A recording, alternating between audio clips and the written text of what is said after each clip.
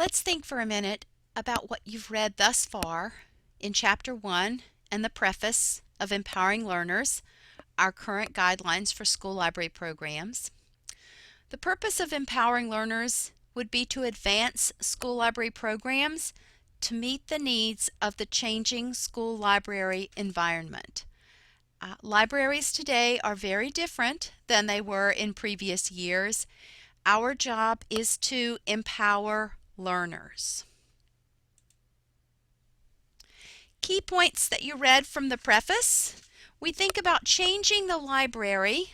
We think about it being not so much a confined place as a place with fluid boundaries where information flows in and out. Children do not have to come to the library anymore to get information. Information goes out into the classrooms, on the web, through library web pages, through databases, and so it's no longer simply a confined place, but rather a place with fluid boundaries layered by diverse needs and influenced by that larger interactive global community that surrounds it. The guiding principles: our job is to focus on building a flexible and learning environment for our students. Our goal is to produce successful learners who are skilled in the multiple literacies that they need for college, for career, for success in life.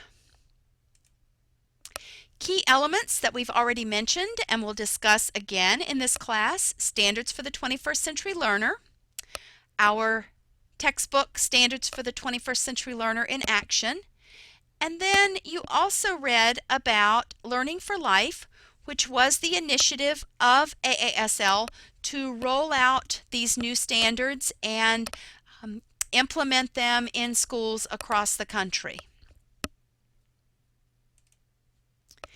Empowering Learners envisions the school library program not only of the present but also of the future, and emphasizes how our programs contribute to the learning that takes place within the school walls, but also critically to the learning that takes place outside the school walls and throughout a lifetime. The skills that we teach students, the information literacy skills that we teach them, those 21st century learner standards, will be useful to them not only in school but throughout life. In Chapter 1, you read about developing visions for learning. We know that the library program exists in the school and in the larger context of the society in which we live and work and learn.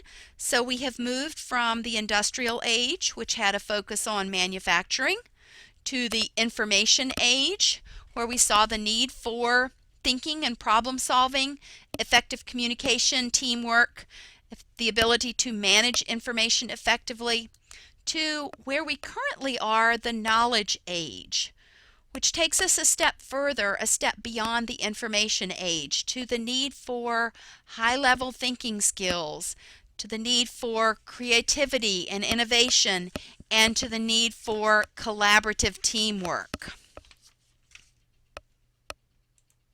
The mission of the school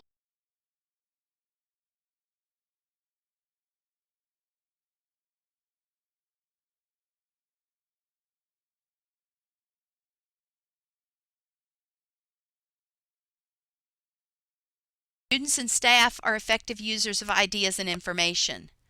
But Empowering Learners takes this mission one step further and says that it is our job as school librarians to empower students to be critical thinkers, enthusiastic readers, skillful researchers, and ethical users of information. As a school librarian, this is what you do on a daily basis. You help students to become critical thinkers, enthusiastic readers, skillful researchers, and ethical users of information. And these are skills that the students will use throughout life. Moving forward in Chapter 1 of Empowering Learners, we have a discussion of 21st century skills. The link is live in your PowerPoint for 21st Century Skills, or you can search for that online. There's a very nice graphic that depicts 21st century skills and how they fit with the entire educational system. So we have the P21 framework for 21st century learning. The base of that framework would be our core subjects, our key subjects, if you will.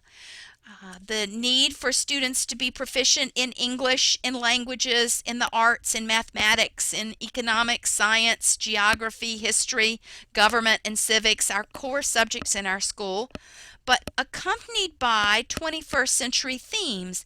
We know that students need to be globally aware. They need to be literate in the areas of civics and in the areas of health and in the areas of the environment. They need to have financial and economic and business and entrepreneurial literacy. These are all 21st century themes, learning themes in the 21st century. Students need to be well versed in learning and innovation skills. They need to be able to think critically and problem solve and be creative and innovative and communicate and collaborate effectively. They also need information literacy skills, they need media literacy skills, and they need ICT literacy skills. They also need life and career skills. They need to be flexible and adaptable. They need to be able to take initiative, to be self-directed. They need social, cross-cultural skills. They need to be productive and accountable. They need to show leadership and responsibility. So all of these elements are woven into 21st century learning. They are built on a basis of learning standards and assessment, curriculum and instruction, professional development for our educators, and then the learning environment in which our students function. All of these pieces come together to support students in 21st century learning.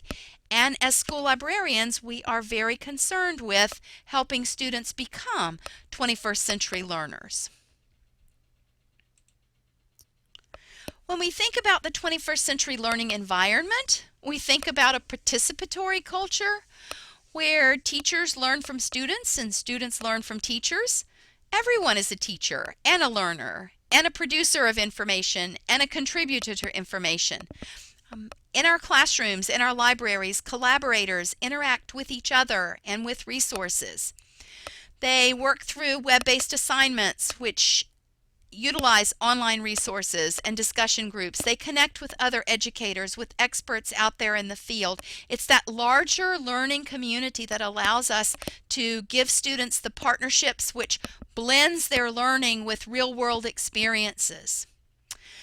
The learning environment then in our library is one not so much to be thought of as the four walls of the library, but rather the culture of the library, the system that is in place that allows learning to take place. When we think of our 21st century learners, they've been characterized as being wired, although they're actually wireless now. They have constant access to information. They expect information instantly, and we probably do too. And we know that they are surrounded by information in all types of formats. They are content creators as they put photos up on Instagram, or as they react to a blog post, or as they text their friends. They are creating content. The issue of the digital divide, unfortunately, is larger than ever, as we have some students who have devices in their hands 24/7 and others who do not.